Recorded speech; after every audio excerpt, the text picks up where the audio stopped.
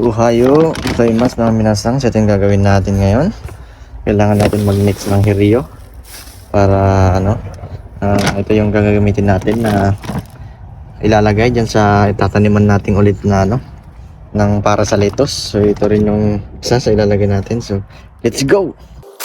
Tara, ayan na, magmekos-mekos na tayo mga kasaka. Kailangan na nating imekos-mekos to para tapos na natin kaagad to. Ayan, kung iba't ibang klaseng mga hiryo or pataba yung nilalagay natin dyan. At yun, may mga nilagay na rin natin dyan. Mga gamot na pwede makaprevent sa ating tatanim na lettuce. Ayan, di ba naman mga kasaka yan. Mekos-mekos lang ang gawa natin dito mga kasaka. So, nakikita nyo, minimix natin mabuti para maganda po yung halo-halo itong mga nilagay natin dito. Ayan, di ba? Kala mo, halo-halo lang yung minimix natin. Ganyan lang ang ginagawa natin ngayon, mga kasaka. At yun na nga, nilagyan ko na itong bucket na to para yun yung gagamitin natin para kung maglagay tayo is medyo hindi tayo mahirapan. Ayan, di ba? Mga kasaka, ganyan lang. Para imbudo lang yan, no? Lalagyan lang natin dyan.